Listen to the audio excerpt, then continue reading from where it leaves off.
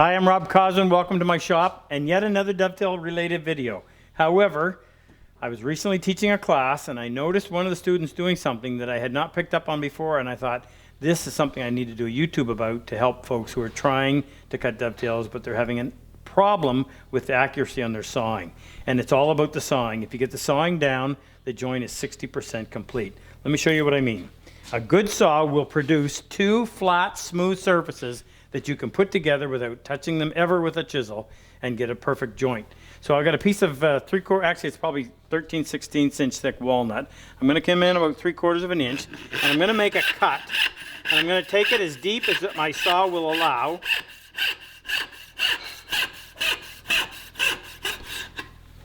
Now turn it on its side. And I'm going to remove that piece by cutting it.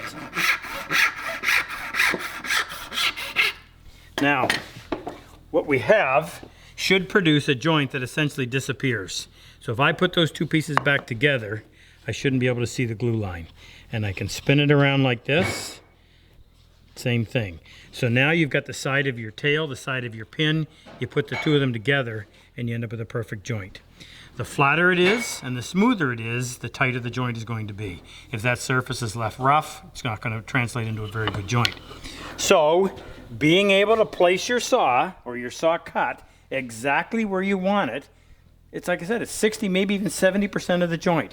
So here's the exercise that I give my students, and I'll show you what I observed, and then I'll show you how to solve it.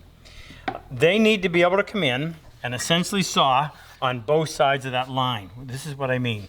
They'll come in and saw on the right side first,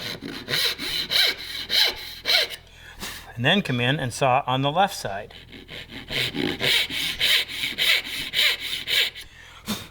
So what they have left is just the saw mark, or just the pen mark. All right, now in order to do that, you have to be able to start your saw with precision. What I did when I first started making my saws was I put little tiny teeth up front. So the first 2 inches are 22 teeth per inch with a -3rd degree cutting face that allows you to start the saw.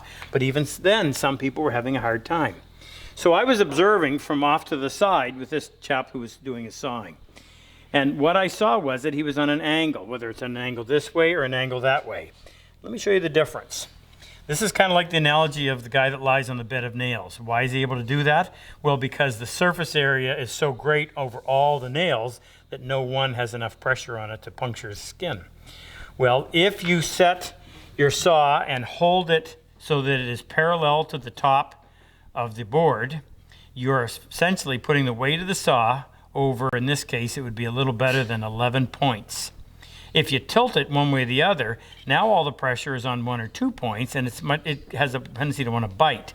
So up here, it's a little bit tough and jerky, but if you lay it down there nice and flat and then do it, it slides over there. All you need to do with your little teeth is that. Just enough to catch the thumbnail. And I do not understand this, but for some reason, once you break the surface and you get to the big teeth in the back, it just takes off and goes.